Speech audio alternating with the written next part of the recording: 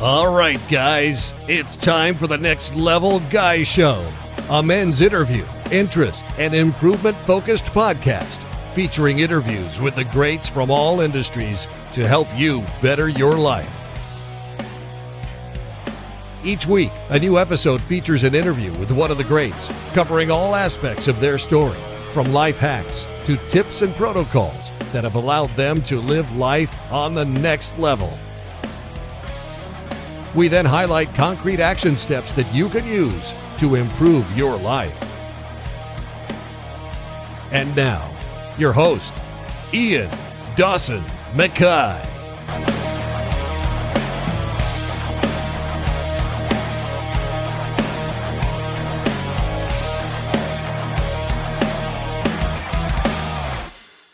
Today's guest is Gabriella Lester. Gabriella is a 20-year-old internationally award-winning magician. She draws inspiration from her passions in life and has built a dedicated fan base with her own brand of mind-blowing tricks, startling stage presence, and a healthy dose of sarcasm. At 14, she was the youngest performer to ever do Houdini's daring suspended straitjacket escape, where she escaped a straitjacket while being suspended in the air by her feet. She's performed on some of the biggest stages in Vegas while being a frequent headliner at the world-famous Magic Castle in Hollywood, California. Her highlight reel is mind-blowing for a performer at such a young age. Most recently, she appeared on Penn & Teller's hit show Fool Us, but she's also been featured in the New York Times and performed over 500 shows in 2023 while solo touring in Europe and North America. And in this interview, we cover her journey from awestruck audience member to magic performing rock star, how she dealt with the woes of COVID and heartbreak to become a stronger person, what it was like performing to legends like Penn & Teller at such a young age, how you can evolve your performance as you grow as a person, and how you can chase your dreams at any age, and so much more. And now, let's get to the interview.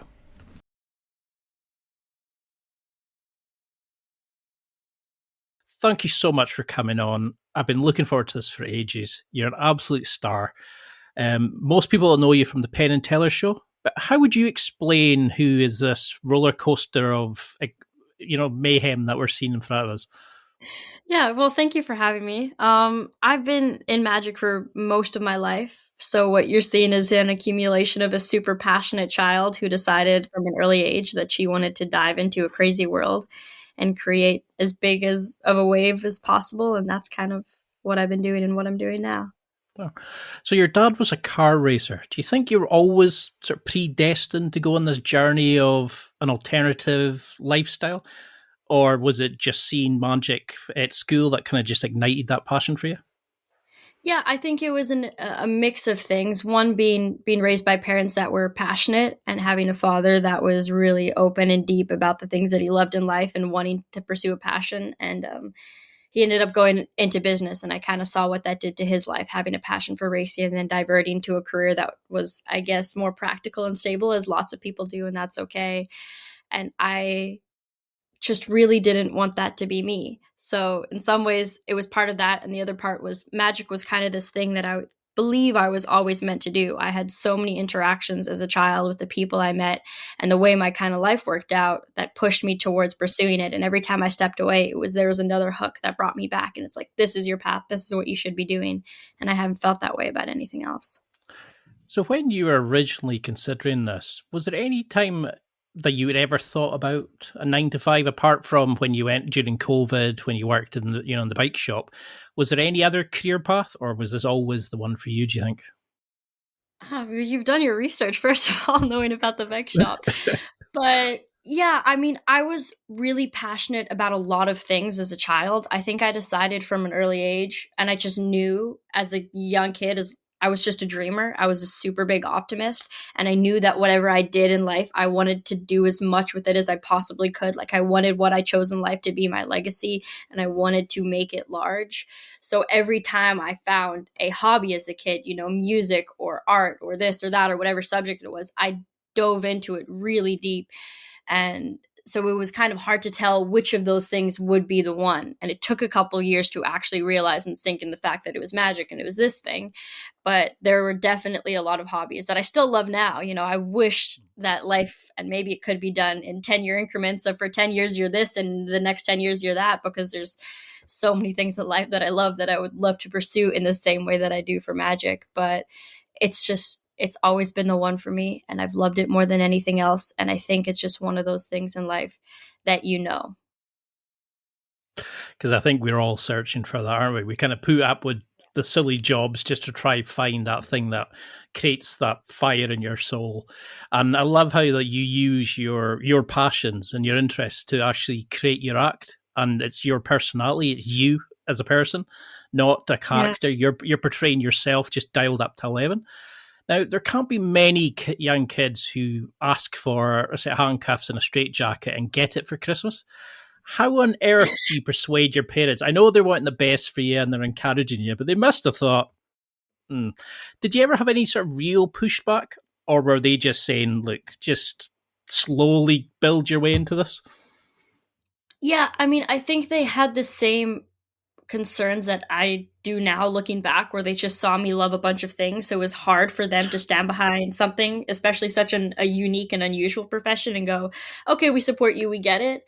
I think I owe that one to a conversation that one of my mentors had with my dad. I was going to a magic school in Vegas when I was about 13 or 14. And it was just this thing that I loved and I dived into. And my parents were like, if you love it, we're here for you. But they just didn't really know if it was it or not. And I was still super young at the time. But the teacher of the magic school, his name's Jeff McBride. He's been in magic for ever, and he's a super big name in the industry, and he's had this magic school for nearly 30 years, so he's seen a lot of people come through. And after spending time with me, I guess that week, he asked if he could call my dad in, and I didn't know at the time that this conversation had happened, but he brought my dad in and he sat him down and he said, I've been doing this for a long time, and I've seen very few people that are like her. Just trust me, support her. If you stand behind her and you just trust her, she'll make it. And I think because he heard it from someone that wasn't me for the first time, and it was somebody that he respected and trusted, and he knew that in the world of magic, he was somebody that was respected. From that moment on, both of my parents have stood behind every decision I made. And it's been crazy, and it's probably not easy. I can imagine they're terrified. I think I would be, as a parent, but they trust it, and they know who I am, and they know how much I want this, and they see me work at it every day. So all they can do is, sit in the audience with me and watch it happen. I love the faith they have. It's that kind of, okay, what do you need now? You're going to hang yourself upside down on national TV, right? Fair enough. But I know what you mean. It's that moment of, you sometimes need that mentor outside to say, look, there is something there. It's hard to see the wood for the trees when it's your own kid and you're trying to protect them. But I love that you and your dad have that level of connection. You both have that passion for race car driving, etc. But how did you find that? Because you talked about leaving school, I think it was at 16. Yeah. How on earth did you say no college, uni, the gap year, all the traditional stuff? How on earth did you have that faith, that belief in yourself at such an early age? Because I know you seen, was it Sean Farquhar when you were younger? And he pulled the marker out his nose. And how on earth do you go from that to, I want to do that? How did you build that belief in yourself?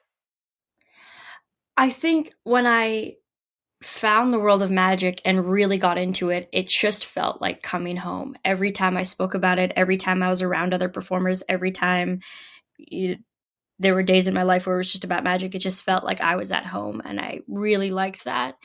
And it was a natural progression. I mean, I fell in love with it as a kid, as most kids do. And then I just ended up, fortunately, having teachers and mentors that pushed me and helped me and answered my questions. But it was like this addiction and this passion I fell in love with as a kid, and I ran with it. And I started performing for friends. And then I started performing in the theater at school. And then I started performing in the hallways. And then I started volunteering at shows. And then it was just this natural progression. And every step of it just felt so right for me. Building a show, getting on stage by myself, all of these steps just felt like it was exactly where I was meant to be at the time. And I think that helped. And all I wanted to do was get out there and do it. So I was so driven to get out of school because I knew what I wanted to do already.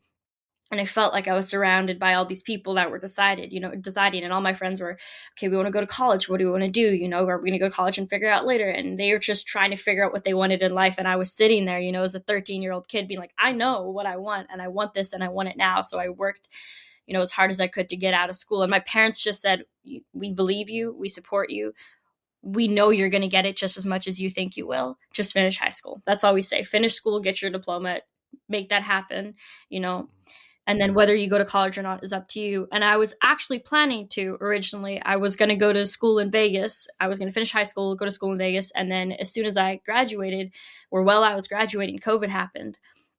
So I couldn't travel, and people, you know, obviously the whole pandemic happened. So I started working at the bike dealership because it was an essential service and it stayed open. And that took up my life for a few years. And, you know, I think I almost lost magic in that because it was comfortable and practical. And when you don't love something that much, you don't, I mean, I loved it. It was a great job. I really enjoyed it, but it wasn't my whole world. Magic is my whole world. I care so much about every show I do. I care so much about every decision I make and every piece, puzzle piece in this giant masterpiece I'm trying to create. But with that, it was like, oh, I'm passionate about this. I like it. It's stable pay. There's nothing crazy about it. You know, I don't have great days and awful days and good shows and bad shows. I just go in and do this thing that I like and I'm done with it. So it was, I almost didn't make it back to magic through that. But again, it gets me when I walk away.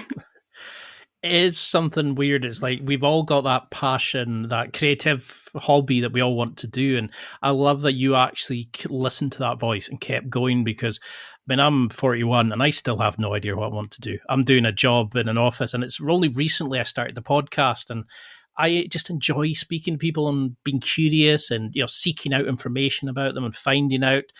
And I think a lot of people go to their deathbed and think, I wish I'd done this. I wish I'd lived a life that was truer to who I am as a person. And I love that you're inspiring young people with the same sense of wonder and awe that you had when you were younger. But you said during that COVID time that was the first time that 9 to 5 was becoming nice and enjoyable. How did you break out that sense of comfort zone, that fear, to go after that passion? Was the drive to get back to magic strong enough, or did you struggle to make the initial step? I did, and I owe that a lot to the people around me that kept trying to, you know, invite me to shows or do things or come back into the community and tiptoe in it, because I think the people around me that knew me knew once I started talking about it, or I remembered what it was like, I'd fall in love with it within a second again, you know, like the first time, and never leave it. But it was hard for me because I loved my job and I was good at my job, and it couldn't break me. You know, I could have a bad day at work and it was nothing. Whereas if I make a bad career decision, it crushes the part of my soul because I love it so much. Yep. But it really was the people around me that kept trying to push me and inspire me back. And I remember someone I worked with, his name's Casey, and we were talking one day, and Casey goes, "You're great at this, but you don't belong here. You know, you're more than this. You're great at your job and you could have a great job here forever, but you are so much more than the girl that you are standing behind this computer doing this job." And those words hit all the right parts of the inside of my body, and the match was struck and things were lit from there. And I went back to it and I never left. And there's moments where I feel like I want to quit or go nowhere near it because it's so intense, but it's how it should be when you love things in life. So I'm okay with it. Because when I started this journey in the podcast, I found it became very lonely. You know, when you step outside the career path, the norm, or the accepted hobbies, people kind of go, oh. And you seem to have been surrounded by a lot of great role models, people who kind of helped you on that path. What advice would you have for people who are starting their own path and, you know, they're not maybe finding the right people? Because, you know, it's almost like it's predestined for you to have that pep talk when you needed, and then to obviously get asked to go on a national TV show. You kind of like, oh, you know, that helps as well. But how would you recommend to other people who are starting their own journey to find these kind of mentors, the role models, the help? Because it can be a lonely journey when you start your own path. It is, yeah. I think you just got to put it out there. I mean, that was the most important thing for me, is you got to put all the background noise and the other people behind you and just do your thing. If you love something, you really love it, and you feel like it's for you, you just run with it and you kind of let everything else fade away. I think if I was the kind of kid who allowed myself to listen to what everyone else was saying or watch people's faces when I told them I was going to do card tricks for a living and not go to college, you know, that could eat at you. That could really affect you. So I think you just got to be proud of the fact that you found something that's for you and hold on to that and and just let everything else fade away, and be okay with failing, and don't let the moments that fail like taint what you love, because you're going to have moments where things don't work out, and because you care about it so much, it's going to hurt you.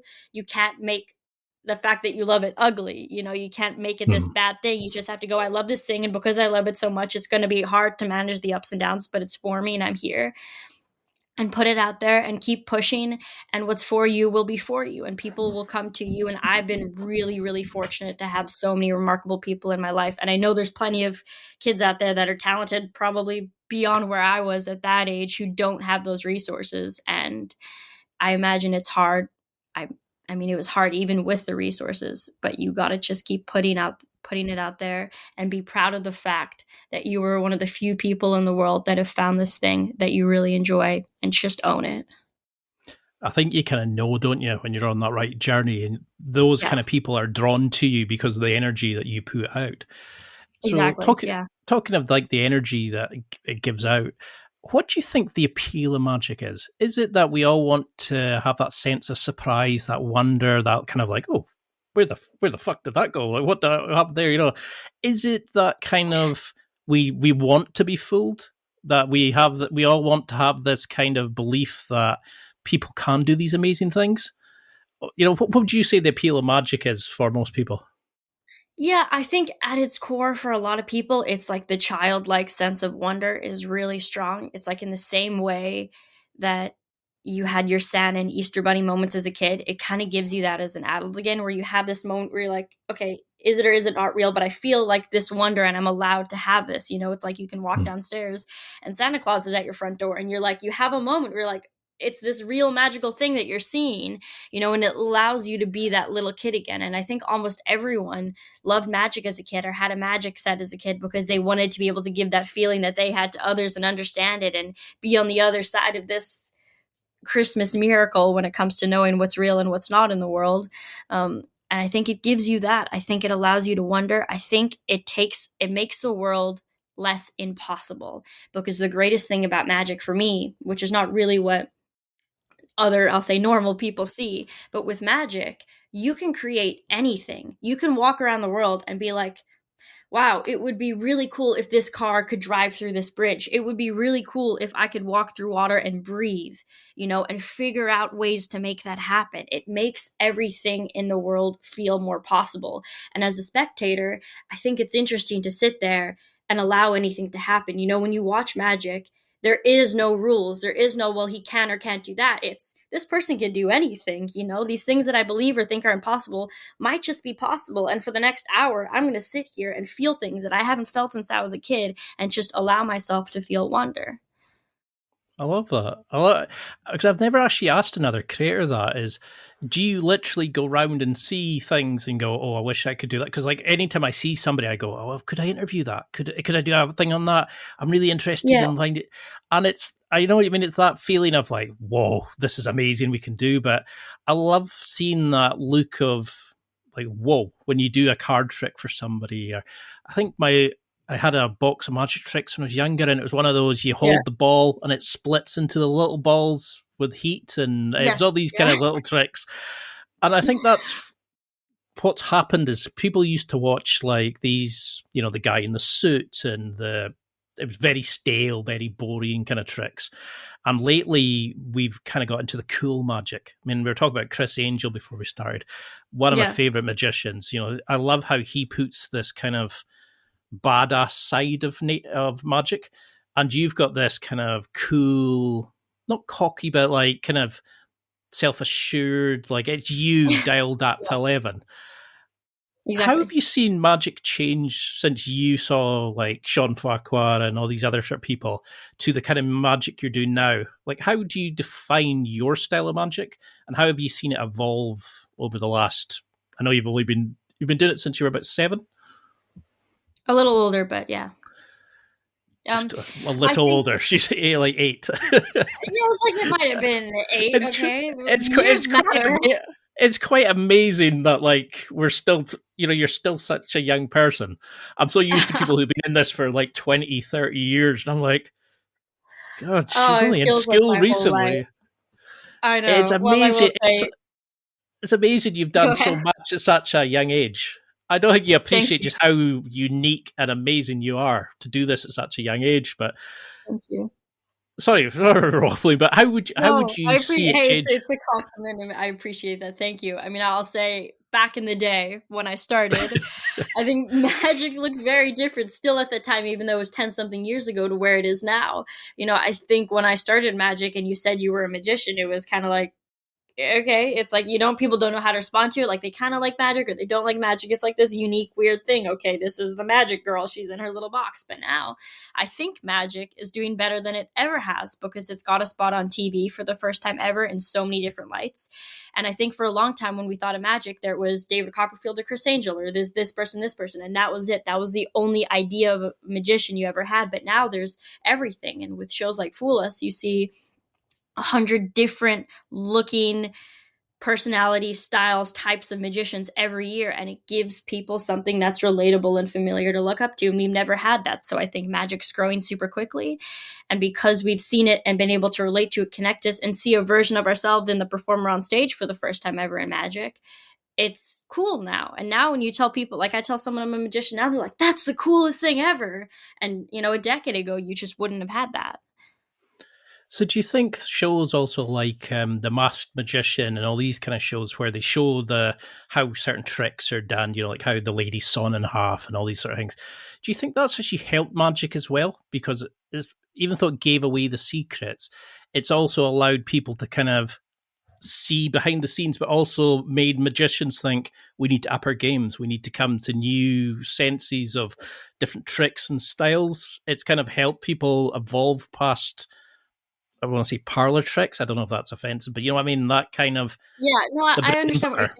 saying. I think it had its place in time, and while it may have got more people speaking about magic, I think there are better ways to do it, and there are better shows out there now that make magic good and allow it to be good and let Yeah. people talk about it that way. I think it was, in the sense of a show, probably cheap because when you do a magic trick, everyone wants to know how it's done, and you take away the value of it by just doing that right away. So I think that show is interesting to people as it gave them exactly what they wanted, but people don't actually want it. Magic is ruined. It's ugly when you know how it's done. So Yeah. while you may think you want it, you don't. And your job as a magician is to protect that and protect people's belief and wonder and allow them to stay there. Because there's that clip of you levitating the table with that wee girl, and you can see that look of just Oh, yeah. her mind is blown by this amazing thing you've done, and you've probably inspired her, like Sean Farquhar did you when he pulled the marker out to sign your like the autograph. And I love that it's become that full circle that you've come back and now inspiring the Yeah. next generation of people, and it must blow you away to be able to do that at such a young age. But you've talked about how you is you dial your character up. It's just you as a person of what you put out there. How do you create then your act, and how do you kind of put yourself out there when you're the product, when you're the thing that people are valuing, judging? Because when it's a product that you've created, it's fine, but when it's you as a person that's getting judged, how do you eliminate that panic? Because I know you deal with nerves, and you said they never go away. I'm the Yeah. same. 24/7. Yep. I'm shooting a brick. How do you deal with that when you are the product for sale? That sounded so bad. No, it's a great question, and yeah, no, I love that. Thank you. It's an interesting thing to think about because I love that I am myself on stage, and I love that who I am as a performer evolves with who I am as a person. I think it's great. I think it's familiar and relatable, and I just get to be me and really dive into who I am. But you're right. It's when you have a bad show or a bad moment or you don't get exactly the response you're wanting, it's not just they don't like this character I played on stage. Like it's not like they didn't like my acting. I went out there as me. I cut myself open and No, flipped myself inside out and walked out on stage and went, this is the rawest version of me. And when that doesn't go the way that you want it, it can cut and it can hurt, but you got to be able to put those things aside, and it's never as bad to the audience as it is to you. And I think when you're that vulnerable, everything kind of hits and feels worse. Um, but I just hold on to the good moments and the great shows, and I let those sink in those moments. And I love that when people meet me after the show, they meet me and it's the same thing, and I just get to be myself. I don't have to practice to be this character or this person. When I have, like what you were saying about full circle, I love that when a kid runs up to me after the show, it's not like they just saw, their a Disney character or a character in a movie. They saw a person and they get to meet this person, and they Yeah. can be like that person if they want. It's not like this princess or this fairy tale or this superhero that'll be like, I'd love to be a superhero. I'm a magician and a human, and I'm relatable and familiar. And if a kid sees me do something and they dream about it, it's something that's possible. When they meet me after that show, I'm possible for them, and I like that, if that makes sense. No, I love that. I love that you've started to understand that sense of maturity and understanding that a lot of times it's people might say some negative stuff, but that's on them. They're just a dickhead. You're always going to get people who troll and badmouth and all that. But most Yeah. people are so into the act and the presence and enjoyment of it that a lot of times it's because you've practiced it 10,000 times. That, well, my could have been slightly faster, that hide that better or whatever. Most people are kind of just blown away by the act, the ambience and that you're creating. And I mean, I remember listening to one interview you did where you talked about how you evolved as a person and how you then put that into the act. So as you grew and matured yourself, your act matured as well. And I love that you can even talk and think in those terms rather than I'm sticking to my act and Yeah. I panic if not. How do you think you've evolved over these years? Because I've watched some of your shows when you're obviously just starting to where you are now. Your stage presence throughout, even at such a young age, was terrifyingly good. You seem to just own the room no matter what you did. But how do you think you've grown as a person? I think who I've been on stage has always been pretty in line with where I was in life and what I was doing. And so while I may look back at clips from me when I was starting and cringe, and not, I could watch a clip of me a year ago and barely get through it because, you don't love watching yourself speak or perform a lot of the times. But it was where I was at the time, and I hit that mark on the head pretty well. And I've always been able to do that, I think. And I like that. And it always pushes me to go further. And when I push myself to go further in my career and become a better performer, it is, how do I enhance who I am as a person, because I have to give the audience more. I have to be this next version of performer that I want to be. And that is a direct correlation to me. So where do I go as a human being, in my core to get to that level? It's not just what's the next great trick I can do or what's the next great script I can write. It is, how do I share myself as a human being with a room full of people and connect in a better way? And that's got me constantly thinking and evolving and becoming a better person and changing into different stages of my life, with my career following hand in hand. And I love that, it's an interesting perspective to put on myself. Because it's remarkable to have that at such a young age. But when you are doing these things, I mean, you have this unique way of dealing with hecklers, with drunk people and stuff like that, and you're able to have that level of enthusiasm in, 6 shows, 8 shows a day and all these kind of things. But do you think performers can only learn these sort of nuances? Because anybody can learn tricks, but it's your way of the displaying it and selling it to the crowd and all the wee nuances in your act. Do you think that comes from experience, or are people born with that? Can it be really learnt? The soft skills compared to the hard tricks. Yeah, I think it's a mix. I think who I am as a person, I was born with. So I think the sarcasm and that confidence and that personality, I think a lot of that, it's in my DNA. It's who I am as a person. I think to be able to put that out there and manipulate it and use it and do it in just the right way is a skill that you have to learn. So I think it's a bit of a mesh of both. I think someone who's not naturally like me couldn't perform the way I do. I mean, they could learn it, but it just wouldn't be natural for them, in the same way that there's performers out there I could never be. I could learn their scripts and their tricks and put on their clothes and go out there, but I just couldn't naturally be them. So I think it's a mixture of that and then the determination and persistence. For me, I've always thought that while I do feel like I have a natural knack for magic, I think it's this thing that I meant to do, and I think I'm naturally good at it in some senses. It's like talent isn't enough. You have to be determined and persistent, and you have to give it your everything and hit at it every single day to get better and better and to make it happen. So I think it's the fact that it's what I meant to do and it's who I am, but I think it's also that I want it bad enough to work at it and make it better all the time. I love that.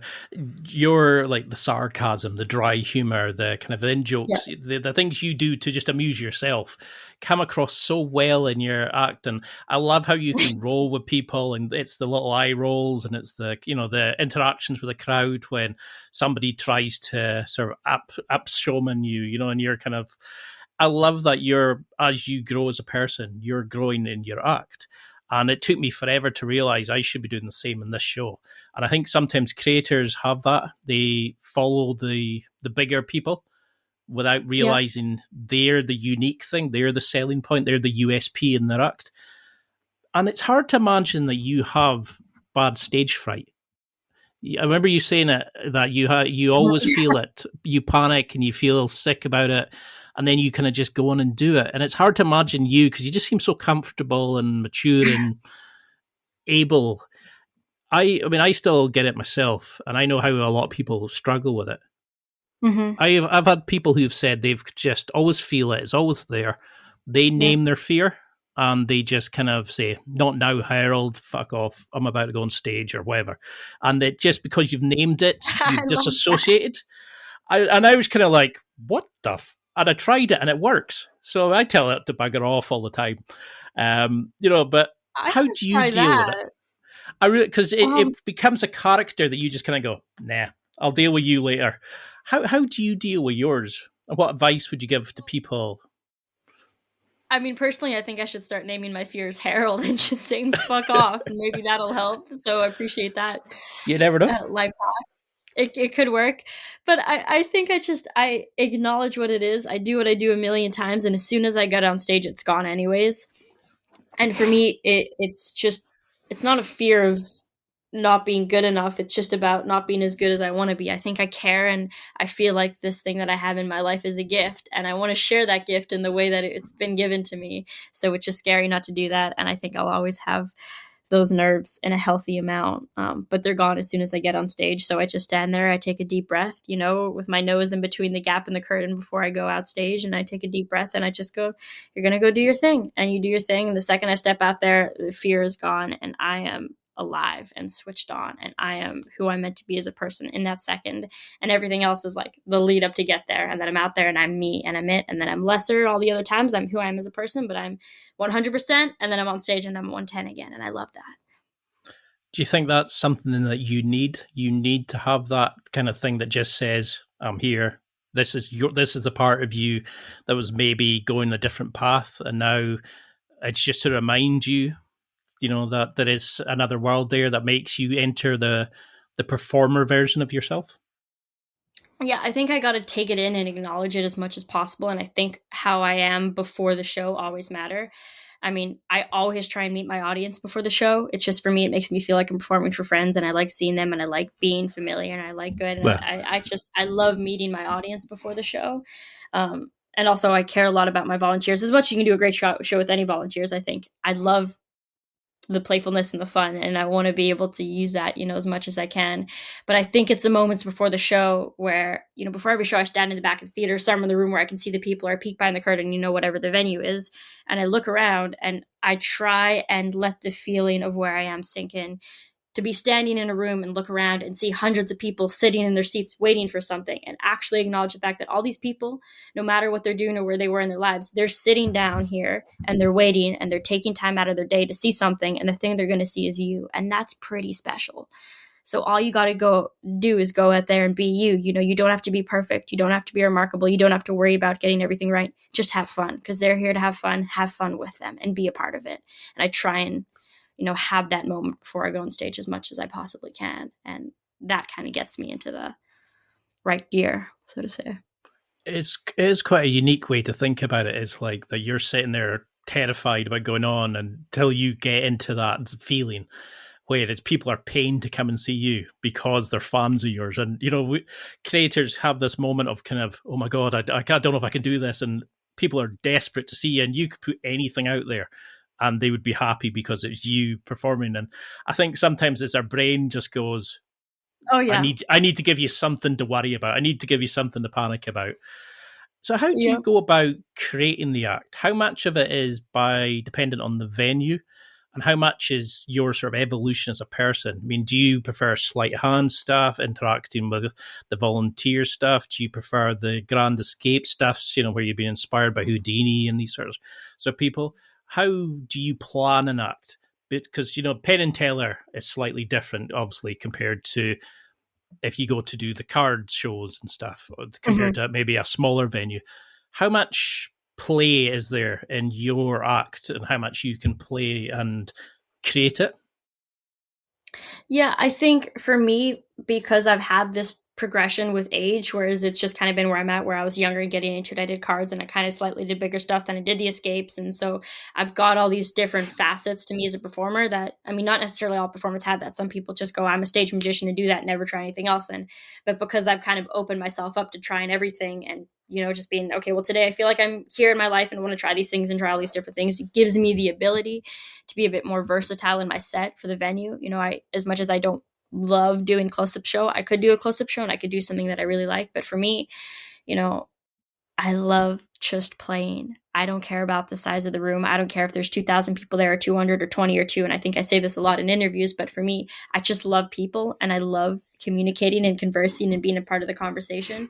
So Yeah. whatever my material is, as long as I just get to be myself, it doesn't matter. I love I'd go out there with the microphone, whether I have a deck of cards or a trick or whatever, while the magic is important and a part of the story. For me, I feel like I perform in a very stand-up comedy kind of way where I'm bantering with the audience and having fun and I'm a part of the conversation. So for me, it doesn't really matter the exact type of magic. Well, I do want it to be fitting to me. It is my tool to do what I meant to do. It's not my entire show.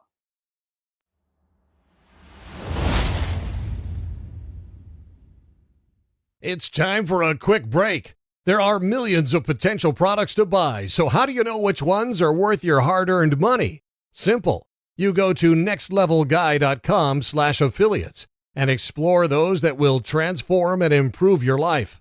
You'll find deals, listener exclusives, and special offers with some great companies. Recommendations are 100% honest and only on items Ian has tried or believes in. The companies showcased will make you a better man in all areas of your life. Simply go to nextlevelguy.com/affiliates and level up.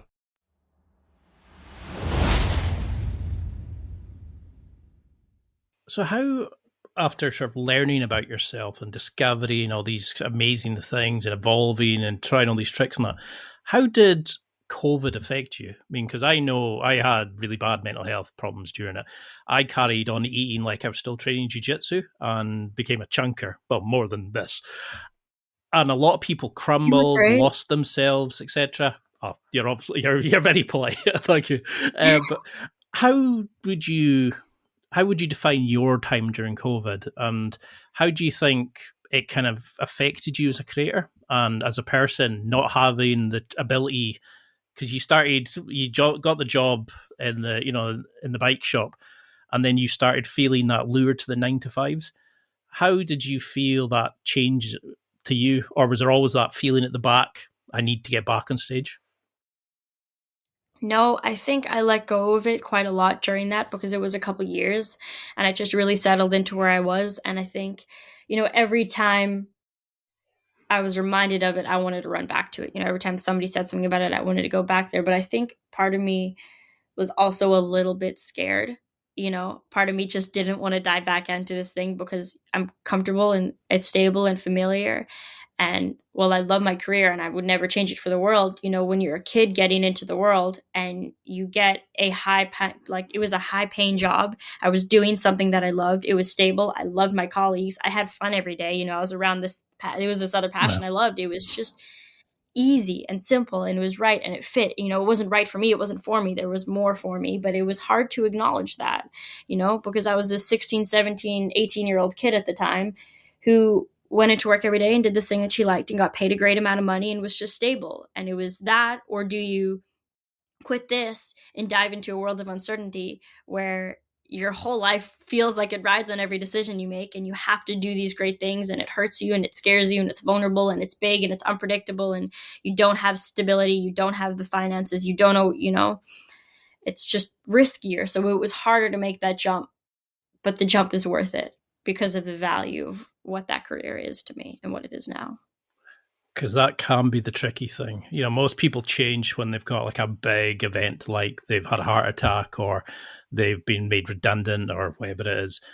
It's that moment when you're in a comfy position. And Yeah. a lot of people don't change because the pain isn't there enough to make the change. And that could be the hardest thing when, I would go and do that, but, I would go for a run, but my bed's more comfortable. I would try for a new job, but it's good enough where I am now. And for you to be able to fight back when a lot of people just gave up is remarkable on your sort of resilience and your character. But it also helps when a national TV show phones you up and says, do you want to come and do some, do you want to come and do one of your tricks for us? But to have that as one of your first tricks back after COVID, and you went in there with all this crap that was happening, and you amazed the guys. They give you amazing feedback. How on earth do you kind of go from I'm going to work in the bike shop to I'm going to go and inspire millions with my act?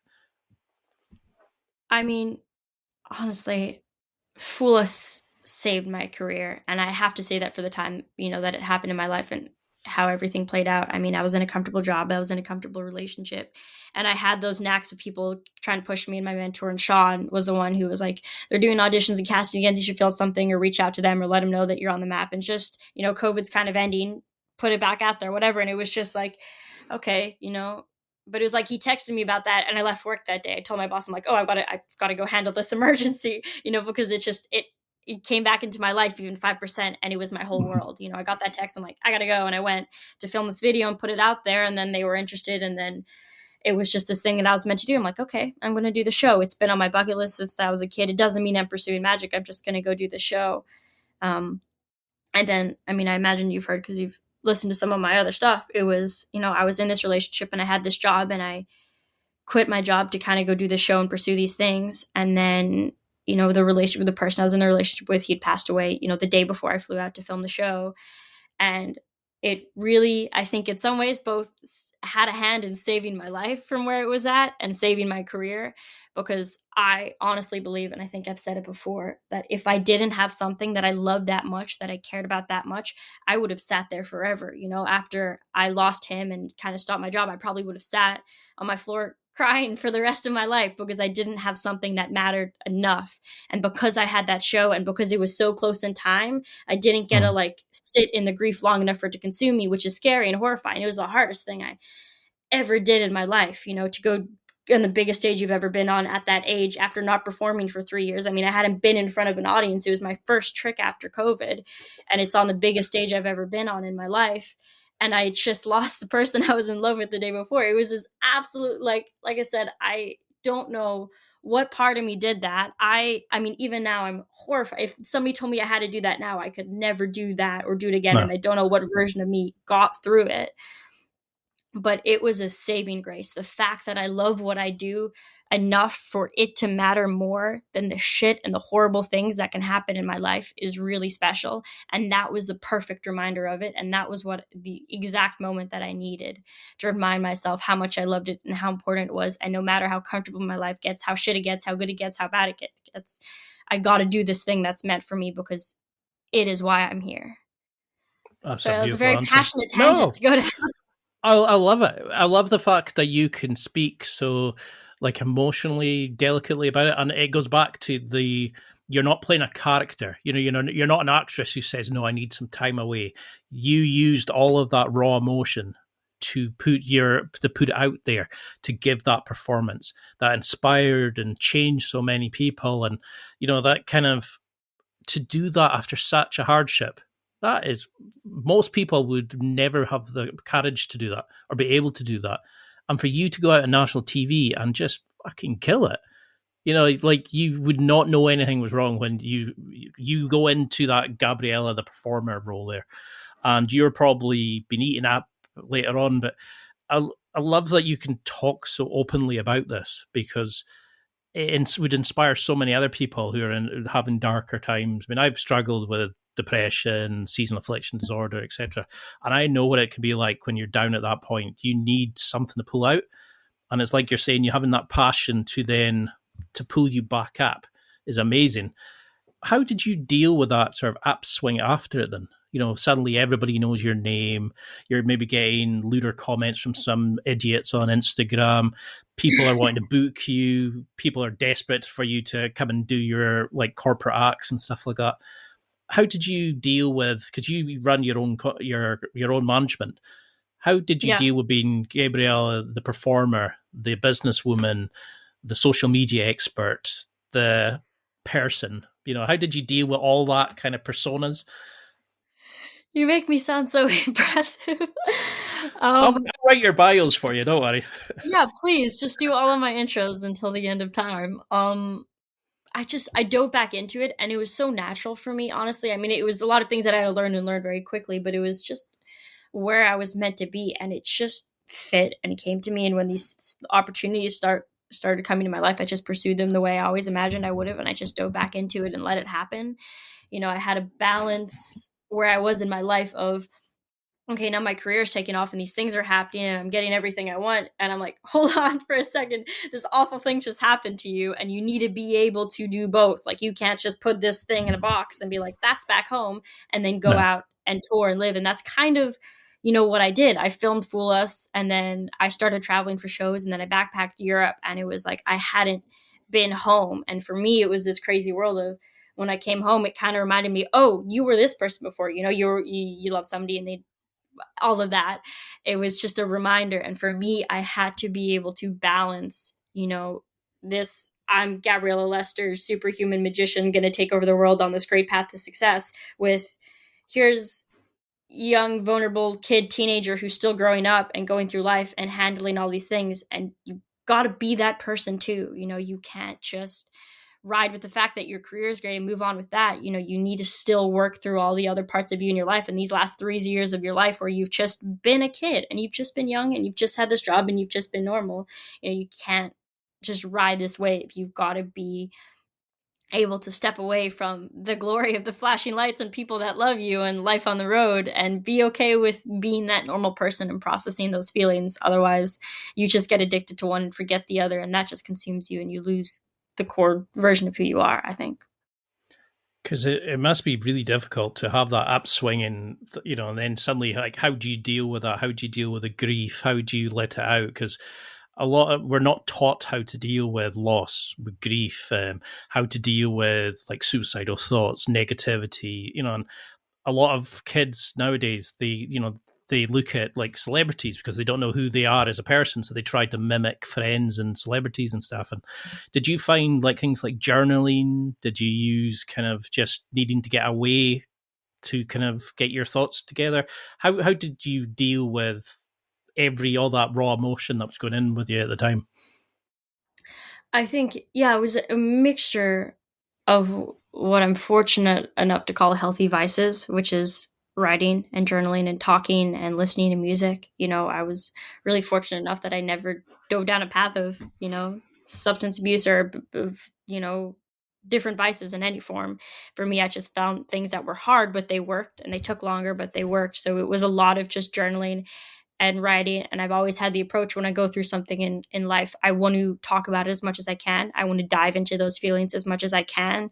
Like, I never want to just put it in a box and let it be this bad thing. I want to unpack it as much as I possibly can when it happens, so I become okay with it and I can talk about it, and nothing bad that happens to me can ever consume me. So I think it was finding as many ways as I possibly could to feel the feelings when they had and ride out those waves. And there were moments, I mean, it was lost. Even though I was on this career high, there were still moments where I do a great show and then instinctively go to call this person that had been in my life for a long time, and then realize and have those reminders of this loss and this grief that I had to work through. And, a lot of these highs were met with a punch to the face, of this hurt. So I just had to acknowledge that it was there and spend as much time as I needed, even if it put my career on hold, to work through those feelings until I was okay with it. And I feel like I'm in a good place with a lot of that now, and I have been for a while. And it's just because I I'm not in a rush. Well, I want everything in my career right now, and I want all the success and all this everything. Yeah. I want to get there the right way, and I want to get there okay and as stable as I can. Well, you can't control what happens to you in life. I want to just take my time, being surrounded by the right people, doing it the right way, taking the right steps, and not just getting a taste of Hollywood and running after it. Fuck, I wish I had your level of maturity and understanding when I was 20. I still head at my own arse half the time, and to have that level of Me too. understanding about life and yourself is remarkable. And it shows in you as a person, and as you've grown and dealt with some things that would just knock people for six, you've kind of learned to understand it and taken the time away and to heal, and you're open about it. So many people talk about only their best things. The fact that you can be honest and open, you will help so many people who are going through similar. You talked there about vices, healthy vices. How many Mhm. people's healthy vices is tying themselves upside down in a straitjacket? Yeah, I mean, I'm probably insane at the same time. So while I do say all of these things, I'm honestly probably a lunatic. Um, I'd say, but it's my greatest vice is being creative. So as odd as it may look or as unique as it may be, it is who I am. Is that the kind of the Harry Houdini style stuff? Like, did you kind of start researching magic when you were younger and you looked and thought, right, that's the kind of stuff I want to do? How do you deal with that emotions of getting whipped upside down and the panic of taking it off? Or do is it falling back to your level of training? Or do you enjoy that kind of all the eyes are on you, the stress, the panic, the blood rushing to your head? Do is it because the bike riding and things like that, you enjoy the more the exhilaration of it? What is it that you get out of it, do you think? I think it is creating something out of nothing. I think for me, when I am trying to create this performer I want to be, and I look to history at what's really worked for other people and what's been great, when I find things that inspire me or these creative things that I want to put into my career and my life, it is going, okay, how do I do that? And how do I make that? And what can I make out of nothing? I mean, the straitjacket will always be my favorite example of that. Is when I fell in love with magic history and Harry Houdini, and I wanted to chase that. It was nothing. When I started, I was hanging upside down on monkey bars in the playground. Like that is where that act started, and now I tour the world and it's been on TV and it's this big thing, but it wasn't like this set out plan. I was inspired by something and I went, that's what I want to do. But there was no roadmap to do it, and I just got to create what that was. I used to hang upside down in my backyard and be like, hey, Dad, can you check on me a bit? Hey, can we get handcuffs for Christmas? Hey, we need to replace the front door lock because I picked it and I've not done well with that. Um, so it was just this ability to be comfortable in craziness and pick something that seems impossible to do and find a way to do it. And it's not a pretty process. Being creative is not pretty or perfect. There aren't these steps of, I did this intensive training and then I did this and then I did this. And I was like, no, I had no idea how to do it. And I asked a lot of questions and probably got a lot of things wrong. And I probably wouldn't teach anyone the way that I learned how to do it, but it worked for me. And it just allowed me to be creative and find my own path. And I think I think it's pride that I get out of it. I think it is that artistic sense of I want to create this piece of art or this thing, and I don't know how I'm going to do it, but I'm going to make it happen. And then once it's done, I get to just feel proud because it's mine and I did it. So I think maybe that. Oh, that's a great answer. And I love how your parents are just kind of like, what's she done now? Right, fine. Oh Okay, we yeah. need to replace the door. Oh, she's hanging upside down again. Right, okay. I wonder what the neighbors are thinking. Oh They're yeah. letting you find yourself, and they're just letting you divulge yourself into these activities. But when things did go wrong, how did when a trick just wouldn't come for you, you couldn't get the sleight of hand, or you were tied upside down and almost knocked yourself out or whatever it was. How do you kind of deal with that? And how do you deal with the 6 shows a day? When you're tired, you're depleted from sleep, you're desperate to eat, somebody's been a dickhead in the audience. How do you deal with the frustration of not getting things the 100% right? Because I can see the passion you have. How do you deal with Yeah. things when they don't go right? I mean, I don't have a perfect answer for that because it's something that I still struggle with and I'm trying to navigate. I think at the end of the day, I just try and remind myself why I'm doing it and why I'm here and about the good in it. Um, and things go wrong all the time. And I think that advice that I mentioned earlier is probably something that I'm trying really hard to listen to, and that is not letting failure, things that don't go right, allow me to fall out of love with this thing that Yeah. I'm doing. Because it's easy to do that when there's these ugly moments and these bad moments that really hurt you, that make you feel like you're doing the wrong thing. And you just have to remind yourself, why you love something. So I think for me, it is just taking a step back from this current moment, like taking a step out of I've done 30 shows this week and I'm exhausted and I'm sick and my last tour, there were moments where it's like I was a day and then a day where I'm sicker than I've ever been. I'm in the hospital, and they're injecting steroids into me to make me feel okay. And then I leave the hospital to go to a show, and then I'm back in emergency care after. And there's those moments where it's like, what in the world is going on? Why am I here? Why am I doing this? I am exhausted. But you have to take a step back and go, in the same way when you're sick, you only feel sick and it feels like you only remember the moments when you're sick and you're like, God, feeling good was nice. I remember that. You have to take a step back and be like, this will pass. It'll all pass. It's all just waves that you go through and you ride out. And I will be proud of what I do if I keep doing it. And I just got to take a step back from whatever that negative feeling or emotion or wherever I'm at and look at the bigger picture, because there's always a bigger picture. And with my career, it keeps getting bigger. And I love that I can just step back far enough to go, this will pass and it'll keep getting great. And it'll get bad again, but it'll get good again. It's like is it Michael Keaton when he's on about like how this will pass, the good times will pass, the bad times will pass, the worry, whatever it is, this too shall pass. And I think that's the thing, is we get so focused on our mistakes, we forget all the amazing things that we're doing, and we beat ourselves up about something so small that most people didn't even catch it. And it's really difficult, especially when you're maybe a bit of a perfectionist. And, to come out of hospital to do a stage show and then go back in, it's just insanity.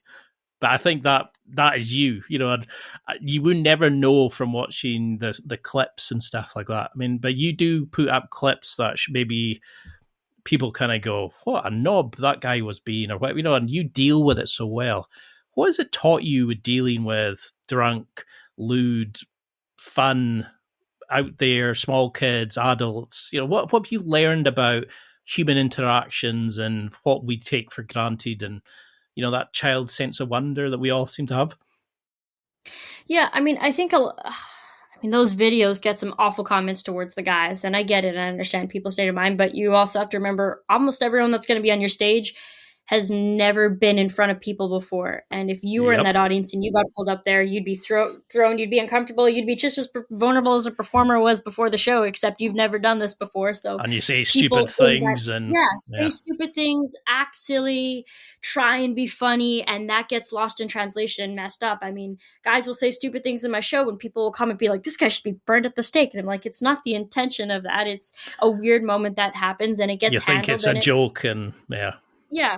It gets handled in a comical sense. And I think for me, it's just, I don't take things to heart. I never leave a show and go, I can't believe he said that, or that person was that, or that. It's just, humans are humans and they're going to human.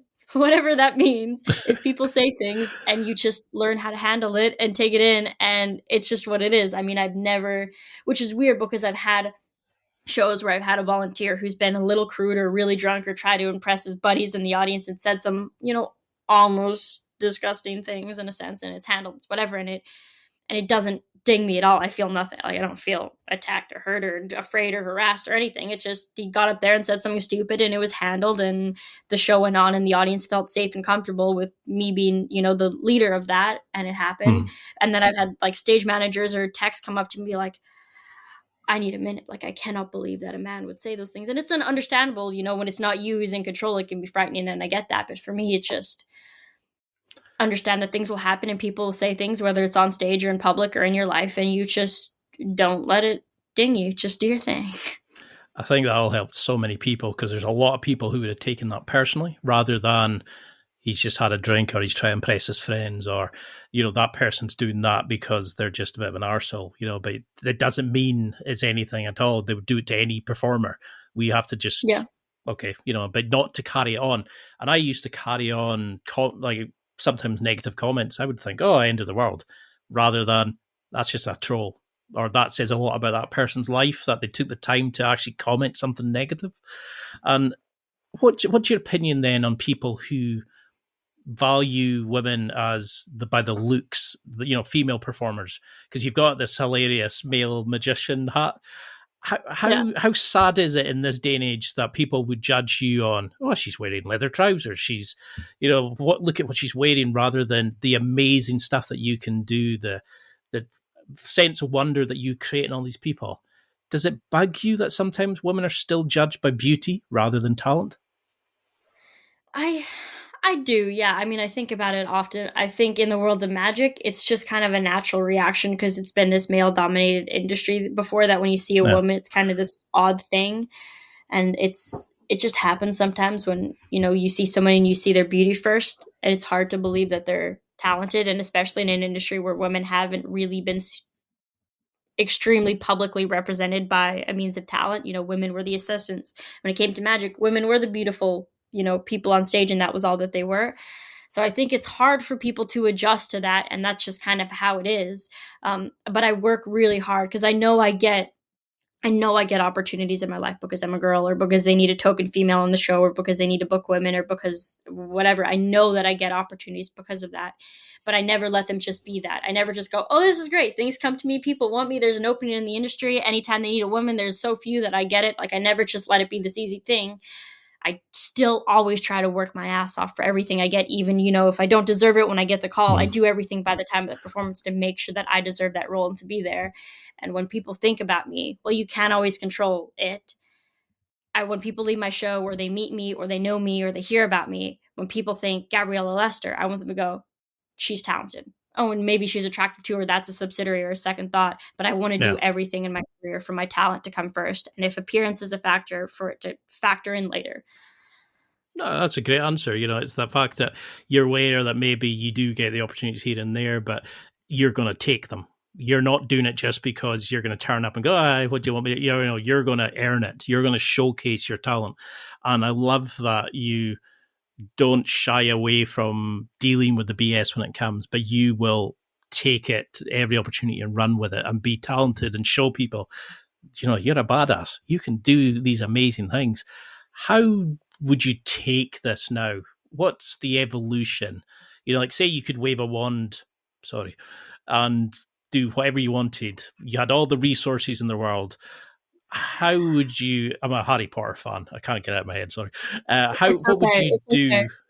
Like, if you had all the tricks and resources possible, and what do you want this brand to be? Are you going to continue just trying to find yourself in the world and let your act reflect that? Do you want to be your own stage show? Do you want, more stage show? Do you want to be on a certain channel, TV show? Do you want to take magic in a certain direction and be known for something?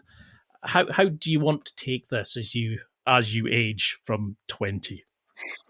Yeah, I mean, to answer that honestly, I want all of it. I want everything. I wanted to make as big of an impression on the magic industry in the world as I possibly can. I want to come up with as many impossible original feats as I can and put them out there and do them in the right way.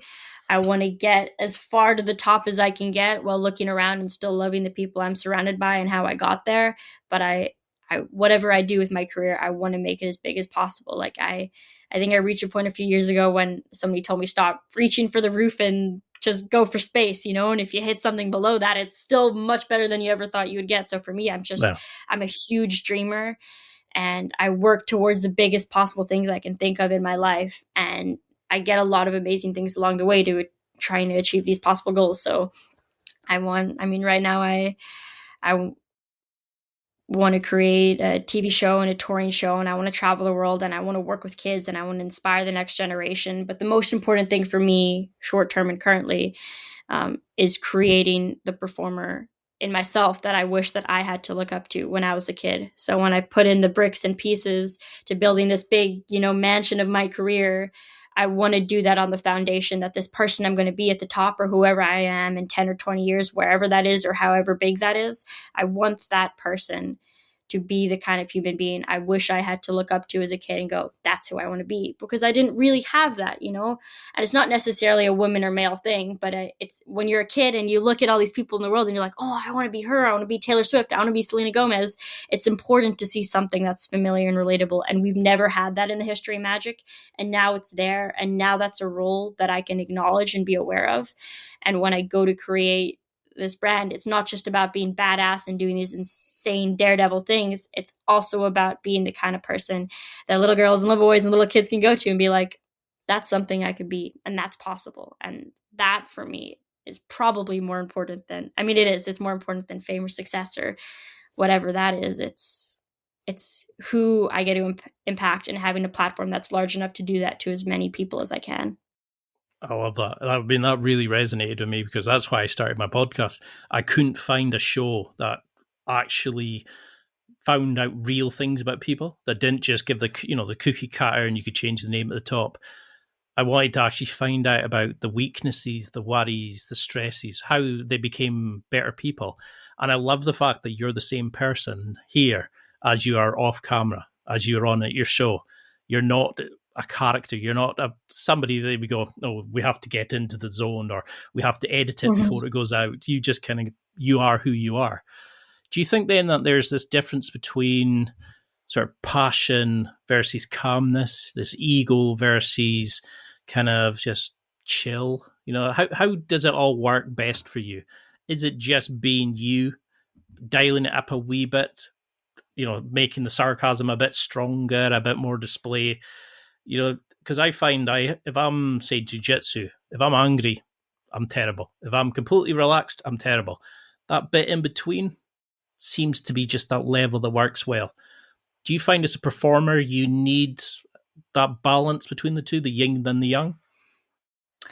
Yeah, definitely. And first of all, I will say you're doing a great job. I mean, I've loved these questions. This has been one of my favorite conversations I've ever had about all of this stuff. So you're doing a great job, and thank you for that. And to answer your question, I mean, balance, I think, is one of the most important things in all of this, and finding happiness in the things that aren't the insane, not just loving, I did a great show and they loved me and it was amazing. I got a standing ovation and they all wanted my autograph and they all loved it and they all clapped in tears. Well, as great as you should love a perfect show, you got to teach yourself to love the little things of it too. You got to love practicing. You got to love traveling. You got to find little moments in you like to be able to have the balance where it's just like, you can't just say, I love this adrenaline rush. I love this high. And when it's not gone, I just want it back. And I'm nothing until it's back. You got to be okay with being nothing. And for me, when I come home from tours or shows, I just love being nothing. Like, I love coming home and just going, today I'm going to be a person who just sits on the floor and listens to vinyl, like listens to music all day. And that's all I'm going to be. I don't need to be a superhero. I don't need to be chasing it 24/7. Well, I feel like I am. I think it's okay to just be okay with who you are without all of that, and for me, it's really important to just still love that I am who I am. If I never did a show again, well, I would probably be a far worse version of my life. I would still love who I am as a person. I don't need it. I want it and it's for me, but I love who I am without it. And that's just how I try and approach the balancing, is when I come home, is just find a lot of joy and value in things that aren't in control of other people, that aren't the applauses or the accolades or the awards, things that are just about you. I love that. I love how you can see like the vinyl behind you and it's like stacked up, and my corner. You can just imagine you staring at the window, just chilling and enjoying that. And I think that's the side of people we don't always see. It's, we always see the polishedness, the kind of the rock and the suits and all that kind of stuff. And social media is kind of letting us see the real people now. And I think it's remarkable. So what feedback metrics, I hate how clinical that sounded, are you using then? Is it just the joy that you get from this, the joy in the wee girl's eyes when you were levitating the table?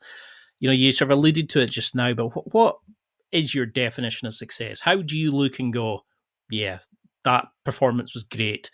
Or are you literally just every day giving your best and then you're rolling into the next one like, let's see what goes?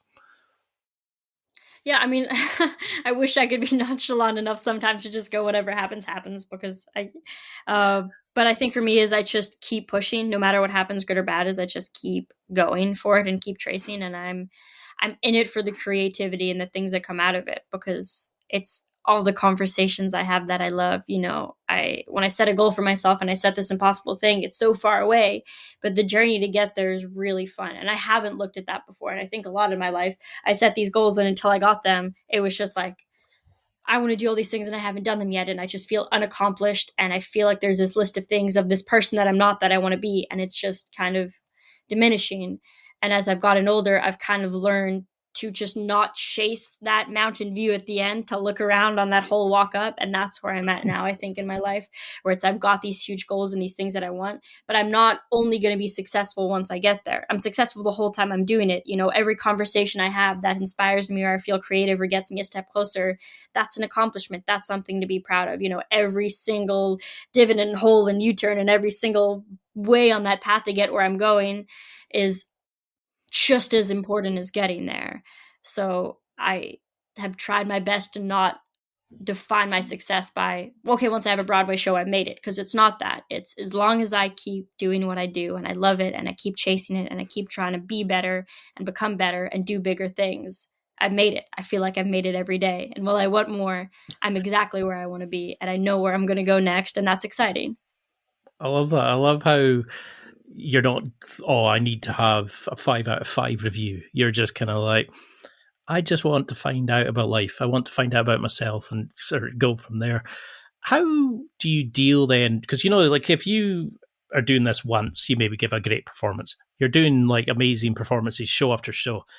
How would you advise somebody listening to go into these hotels, go into the Airbnb, go into the stage dressing room? I don't know if you've got like a certain, you like to hopscotch or, to get ready and all these things. How do you make these things your space, so you can relax enough at home, recover, and deal in hotel rooms and make them homely to then perform at such an extraordinary level in the show? Because if you're working away from home, a lot of people phone it in because they're getting paid and they don't really care. Mm-hmm. How do you make your space, like you've got in the corner just now, in a hotel room, so you can be Gabriella the performer, not just phoning it in, if that makes sense? Yeah, no, that's a great question. I love that. And no one's ever asked anything like that. And I love that question because I do things for that. I mean, little things. I like traveling with a candle and lighting a candle when I get to a hotel room and just trying to feel like I'm at home and listening to music. And when I'm in a new city for a week or a couple weeks, I'm in that city like I live there. Like I don't focus on the show or this performance the whole time. I just let it be. This is just my life. I live my life here in the city during the day, and I go to the theater and do the show at night, and it's my life. And during the day, I just walk and I listen to music, and I go to the same coffee spot every day, and I just try and settle into a routine so it doesn't always feel like I'm on the move. I just try and settle into every place I'm in. It's harder when you're there for a day. But I just try and feel like I'm at home. I always like getting picked up from the airport because it makes me feel like I'm coming home to something and I'm not, and I never feel like a stranger. So just little subtleties and things like that. But just being able to relax and just being excited to come home. And I also love my alone time. I love it. And people don't always see that because I love being around people and I'm an extrovert. Yeah. But I love coming home and doing nothing and listening to music and sitting in the bath for 3 hours, which is probably so unhealthy for you as a human being to do. Oh, no. But one of my favorite things, hands down. Away from people, just hot water, and you can put a film or something on. Oh, bliss. Yeah, so I do that every day. That's it for me. It's like I do a show, good or bad, whatever happens. I come home from the theater and I have a bath, or I lie in bed, or I relax, and it doesn't matter what happened in that room. I did my best and I gave it my all, and now I'm home and you're only left with you. And that's something I had to adjust to when I was traveling when I was younger, is you get really caught up in the storm and the surrounding of people and all these things going on and eyes on you all the time. But there's those really lonely moments where you go from being in a theater with hundreds of people that are standing for you and cheering you and shouting your name to an empty room when you're on the floor on your hands and knees packing up your props at 3 a.m, and it's silent and it's dark and there's no life in the theater, and it's like Yeah. an empty museum all of a sudden, and that's lonely. So if you're not cool with yourself and you don't love the moments where it's just you, it can be really consuming, because that gets really lonely. And you also, when you're on the road, it's not like you don't share it with anybody. You have the greatest show of your life, and then you walk back into your apartment with all this joy and you look around and you're like, there's nothing and no one here. It is just me. I get to tell myself how great it is, and that's it. So you just gotta be okay and really cool. And through that, I think, is why I learned that I loved my alone time and how I got so comfortable, because I think I wasn't. I would always been an extrovert and always loved being around people, and I was always chasing that. And I think until I was forced to be alone and acknowledge the ups and downs and only have the responses of me and no one else, did I become comfortable with just having myself to talk to. I love that. I love that. We're very similar in that sense. That kind of, because just now, while I'm trying to find out what the hell I want to do in this ball, this spinning ball we call Earth, I'm single just now, so I kind of enjoy this podcast because it lets me put that creative thing out. Lets me be me. But I love just chilling, throwing on the bath of that, and I love how you've found yourself. You're not playing the character like certain rock bands where they destroy hotels and that. You're just kind of switching off from performer to being person. You've got that ability to switch. Do you find that helps having like Sean Farquhar, the International Brotherhood of Magicians? You have these networks that allow you to teach you the tricks of the trade, so to speak? Yeah, also another great question. And the fact that that stuff is great. So thank you. I think those people play a huge role in it because they kind of hold my hand through all of it. And the benefit for me is I've grown up in the industry of magic. So I feel like I have 100 dads. I feel like I've had all these people that have seen me as this brace-faced, passionate kids.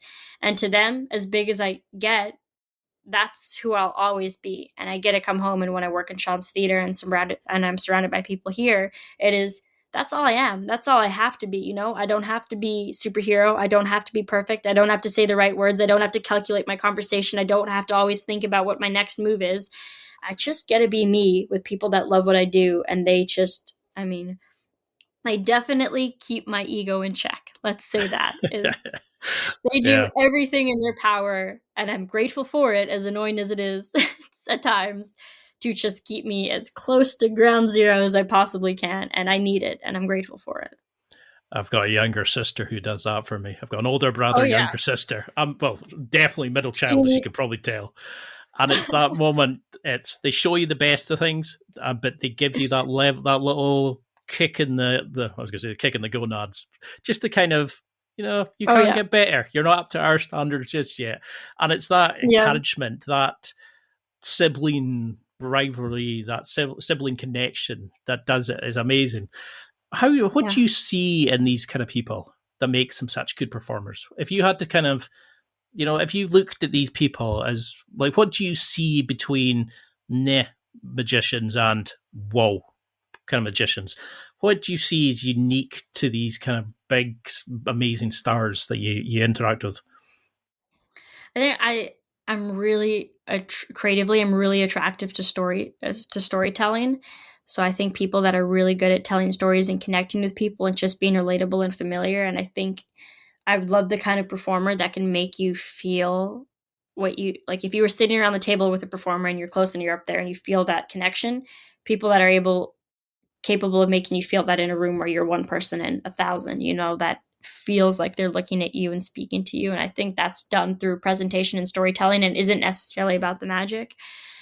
So that for me and I just love seeing people be them. I love performers that go on stage and I just know this is who they are, and I meet them after and that's them. And I like that because it feels like you're becoming friends with somebody when they perform. And I feel like, oh, I'm just getting to know you and this is great. And it feels like, this isn't a show where I'm an audience and you're a performer and I'm watching. It's like, oh, we're all just hanging out and we're taking in this joy of life together. And you love being here as much as I love watching you be here. So I think for me, it's that people that genuinely love what they do and they love who they are in the right ways to be able to show it to you and share it with you and be a part of the journey with you. I never thought I was going to say this, but during X-Men, I can't remember which one it is, where Jean Grey lets out her Dark Phoenix persona, like the energy in it. I remember Apocalypse says something like, I can see you now. And I get that impression with you, with performers. It's you only see the real them when they perform. We see the tricks in that, whereas you're seeing them as a person, their kind of persona being pushed out. Yeah.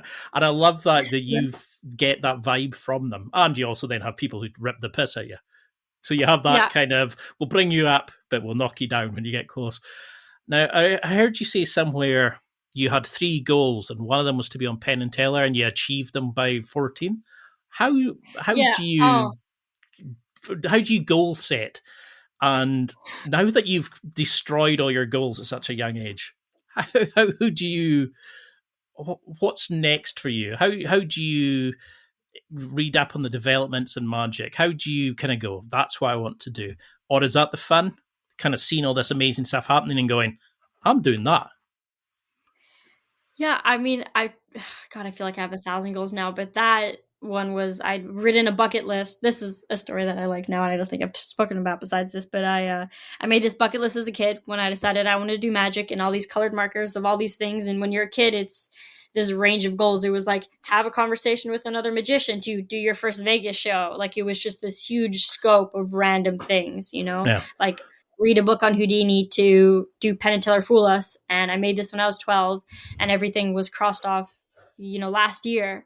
And those were my life goals, as a kid. That was everything that I wanted in my career, and I achieved that. And that for me was a really good marker. And it also reminds me, that was something that just always reminded me to set those little goals and be proud of the conversations and the little things that little kid you would have loved, and not just the TV show. So now when I set goals, I try and do that too and write those little things in. But what had happened with that is when I finished that list, I go, okay, I got to make a new list. And this was a couple months ago. I'm like, I got to make it as big as I possibly can. What are things that I've always wanted? And I wrote on the list, the first thing was get New York Times and LA Times, because I've wanted them since I was a kid. And that just seems like a big goal, And then I love the strategy, what kind of shows, how do I put myself out there? How do I make the right contacts? What do I do to make that happen? And I just loved creatively starting to think about that.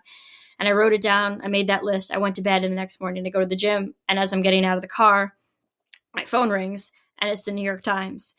And it was 12 hours after I'd written that out and made that goal for the first time in my life. And it was just this random occurrence. Someone had said something to someone and they connected. And so I had the story, I was a part of the story that came out in the Times a few months ago. But that was part of it, I think, for me, is just putting those things out there. And I mean, it's a half in, half out whether I believe in the whole, manifestation concept, but I do believe if you put things out there enough, they will start to come to you. If you do the work and you're determined and persistent and you do it the right way, the things that you want will want you to. And that New York, that was the show in New York that I did for the Times, ended up being the hospital in and out show. So obviously it was one of those moments where it was the school I wanted forever. And oh my God, the universe gave me this perfect moment. I wrote it down. They called me the next day. It was like, is God listening to everything I'm saying? Or there's somebody in my outlets? How do they know I wanted this and wanted it right now? And it happened. And I booked the show in New York. And I got the sickest I've probably ever been in my life. And I was in the hospital all day. And I went and did the show. And it was the worst show of my life, with the journalists from the Times and all these agencies that I brought to see me. It was one of the worst performances I ever did. And I went back to the hospital, and then I flew out of New York the next day. It was just one of those things. And I was like, I could not have beat myself up about it, because it was out of my control, and I still did the best I could. And the article still came out, and I still made the connections. And it's just one of those things I laugh at now. I mean, I didn't find it as funny when it was happening, but now I'm just like, that's a little comical. I love how that's your sort of reasoning. It's like, I want to go into one of the biggest newspapers of all time. I want to be on TV. It's just that kind of, where most people are like, I want to go and live in a city. I want to go, you had these goals and aspirations. And it reminds me of that story of Chris Jericho, the wrestler. He'd been told that he wanted to come to the WWF at the time and, be really successful. And he always thought he would build up his career and he'd win it at the biggest matches and all that. And he got told that he was going to win the title at catering because they needed somebody new to take it. Then he won the titles, came back into the locker room thinking they'd have a party for him. First ever Universal Champion, winning the 2 titles, like joining them together. Everybody else had gone home. And then he went back to his hotel, had a pizza, got locked out of his hotel room, and the guy wouldn't let him back in because he didn't believe who he was. So he had to tell him that there's these 2 big titles on his bed. And he said, people always imagine you come with the money, you get the women, you get the drink, you get the roller coaster, the drugs, the whatever it is. And he said, half the time it's, now what? You achieve the dreams, and it's like, Exactly. what do I do now? So it's like the Aerosmith song. It's the journey. It's not the no, it's the destination. No, it's the journey, not the destination. Jeez, I can't speak today. And I love that you've found that at such a young age, that it's not about experiences. It's about you actually just being part of this journey. And I love that. And I know we're way over our time, and I'm sorry. I'd love to do another one with you because I think we're just touching the surface. But what advice would you give to somebody listening to take who wants to be a creator? They can go into magic, they can go into whatever it is. What would you want them to be? And what advice would you give them to follow their journey to being the diva deception or whatever it is in their life? What would you give to them to say? Yeah. I'd say chase it and give it everything and be as determined and persistent as you possibly can. And on the other hand, say it and own it. If you want something, there is no level of success or point of your life that you get to where it's like, okay, now I can call myself this. If you want to be a race car driver and you want to do that professionally, if you're chasing it, that's what you are. If people ask what you do, that's what you are. I'm a race car driver. This is what I'm doing. Well, you might not, be the greatest in the world or have championships or be professional by any means. If you want something and it's for you, own it. Talk about it as much as you can. Make it your personality. You need to be proud of saying who you are without the accomplishments. I needed to be okay with, and it was weird, the whole I'm a magician thing, because you get all those looks when you're a kid. I needed to be proud of owning that before I got all the awards and accolades in my life. So as soon as you know what you like or that you love, hold on to it, wrap every ounce of your being around it, do everything that you can to not let go, ignore all the background noise, own it, say as much as you can, and completely internalize your passion as who you are as a human being. Make it you and love it and chase it and acknowledge it. You're going to fuck up a million times, and it doesn't make you bad at it, and it doesn't make your career ugly, and it doesn't mean it's not what you're meant to do. You're going to make so many mistakes as a human being. You could become a doctor and fail at that too, or you could fail at anything in life. So just pick the thing that you like, and even though it's going to hurt when you fail more, it's better that you're doing something that you love with your life rather than just picking something random and going, if I fail, I don't care. You should care. You've got one life. You should care. I love it. I love how you have an insight into this world at such a young age that people would pay for. Is that what you want people to remember from this? That you have to live your passions, that don't be apologetic, just give it a go. Listen to that voice and be you. I think so. Yeah, just jump. Just jump.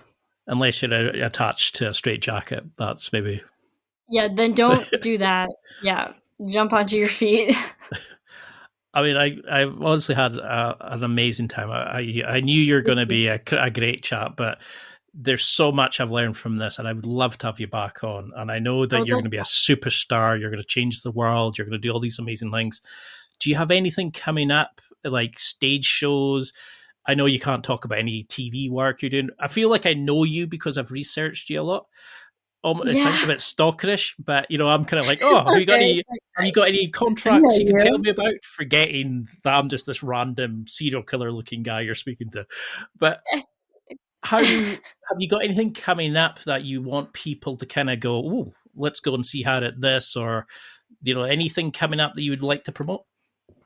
Yeah, it's nothing specific, but follow my page, or any things online or my websites, as I'm putting stuff out there and doing shows all the time and traveling all the time. So nothing particular and specific, but I'm touring and performing all the time, and I want to meet as many people and have as many conversations as possible. So watch me do my thing. Love it. And how can we follow this journey? What's the website, the social media handles? How can we buy tickets to come and see your shows? Because you've got all that kind of links on your social media, but maybe just a good reminder for people to kind of go and follow you now. Yeah. So my handles are the same on everything. It's the Gabriella Lester at the Gabriella Lester, Gabriella Lester on everything. I believe my website's gabriellalester.ca. So if you put my name into a search engine, you'll likely find me, and all the information you'll need to know and what I'm doing is there. And say hi.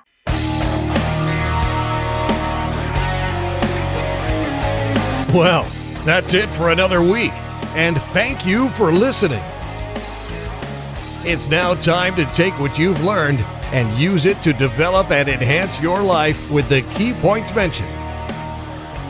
Listen, try it, embrace it, use it, and crush it. Now's your time to hit that next level in your life.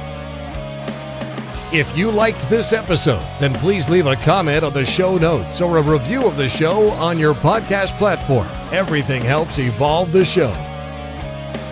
Until next week, keep seeking the next level in your life.